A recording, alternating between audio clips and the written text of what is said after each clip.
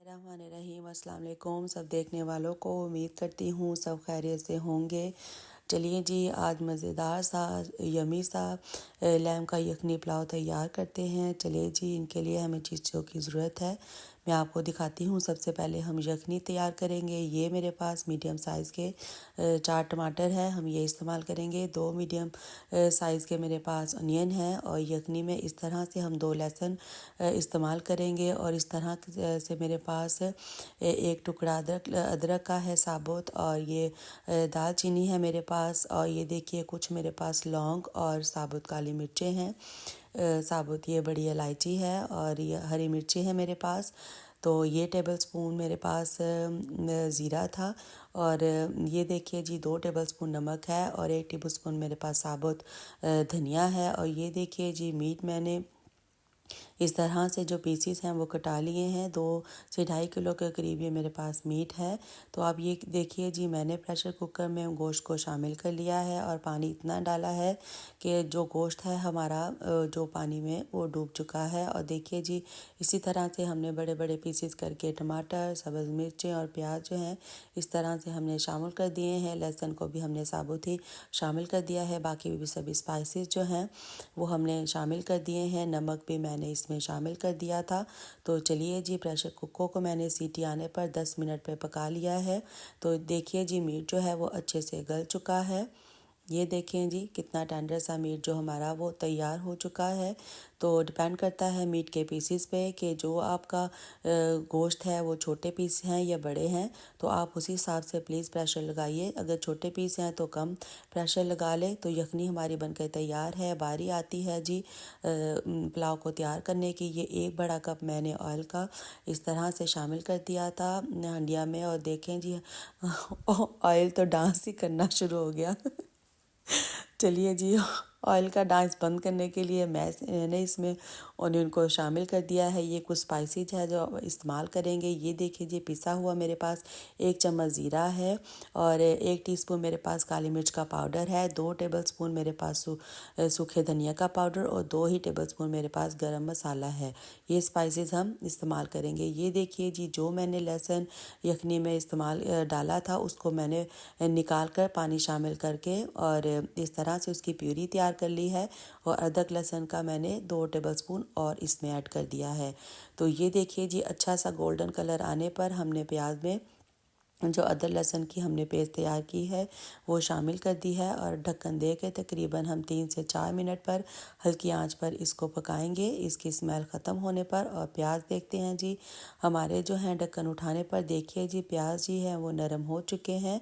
तो चलिए जी, अब बारी आती है जी गोश्त को शामिल करने की। ये देखिए जी, यखनी में से मैंने गोश्त को निकाल लिया था और मैंने अब गोश्त को हमने प्याज में शामिल कर दिया है। तो हम देखें जी, जो स्पाइसेस हमने आपके साथ शेयर किए थे, इस स्टेज पर हम आके वो स्पाइसेस जो हैं वो इसमें शामिल कर देते हैं। तो अगर आपको नमक कम लग रहा है तो नमक भी आप शामिल कर लीजिए, क्योंकि अगर भूनने पर नमक भी हमारा मीट में कम होगा तो वो मीट में भी वो फ्लेवर नहीं आ पाता। तो जी, नमक थोड़ा सा मैंने और ऐड कर दिया है, या आप अपने जायके के मुताबिक नमक ऐड कर लीजिए। ये देखिए जी, मेरे पास 8 गिलास मीडियम थे चावलों के, जो मैंने आधा से पौना घंटा सो करके रख दिए हैं।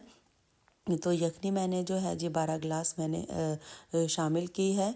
तो मैंने 4 गिलास कम पानी डाला है। तो आप अपने चावलों के हिसाब से पानी शामिल कर सकते हैं। ये देखिए जी, पानी में आ चुका था तो मैंने चावलों को शामिल कर दिया है। तो आप भी बनाइएगा, ये रेसिपी बहुत मज़ेदार बन के तैयार होती है। जब हम यखनी पुलाव बनाते हैं तो कोशिश कीजिए कि यखनी हमारी इतनी तैयार हो जो हमारे चावलों के हिसाब से पूरी आ जाए। तो इस स्टेज पे दोबारा हम आके जी नमक चेक कर लेते हैं। नमक सही चेक करने का तरीका ये होता है कि जब हम पानी को चेक करें तो उसमें जो हमें नमक का टेस्ट है वो हमें थोड़ा सा तीखा महसूस होना चाहिए, नॉर्मल से तीखा होना चाहिए। तो तभी बनने पर जो हमारे चावल हैं उसमें पूरा नमक आएगा। और मसाला जात भी आप इसी तरह से रेसिपी को ट्राई करेंगे तो आपका जो पुलाव है बहुत ही मज़ेदार सा यमी बन के तैयार होने वाला है। ये देखिए जी, चावलों का जो पानी है वो सूख चुका है। तो बारी आती है जी अब मुंजी चावलों का दम कुट्टन दी। चलो जी, मैं इस तरह से चावलों का जो दम है वो लगाती हूँ। अगर आपके पास कपड़ा है तो कपड़ा इस्तेमाल कर लीजिए। आप जिस तरीके से भी दम लगाते हैं, मैं इस तरह से दम लगाती हूँ। तो मैंने इस तरह से अच्छे से स्टीम जो है वो बाहर नहीं निकलती, कवर कर दिया है। और ये देखें जी, मेरे पास एक ट्रे थी, मैंने वो ढक्कन के ऊपर रख दी है। अगर आपके पास कोई हैवी चीज़ है तो दम पे रखने के लिए वो इस्तेमाल कर लीजिए। चलिए जी, दम पे रखे हुए चावलों को 10 से 15 मिनट हो चुके हैं। तो हम जी चावलों का दम खोल लेते हैं। दम ध्यान से उठाइए, स्टीम को अपने हाथ पे ना लगा लीजिएगा। और ये देखिए जी, खिले खिले से मज़ेदार सा जो हमारा लैम का पुलाव है वो बन के तैयार है। तो चलिए जी, आपको फ़ाइनल लुक चेक करवाती हूँ। वाह, देखिए जी, माशाल्लाह से आप लुक चेक करें, कितना ही मज़ेदार यमी सा धुआंधार सा हमारा लैम का यखनी पुलाव बन के तैयार हुआ है। उम्मीद करती हूँ आपको ये रेसिपी पसंद आई होगी।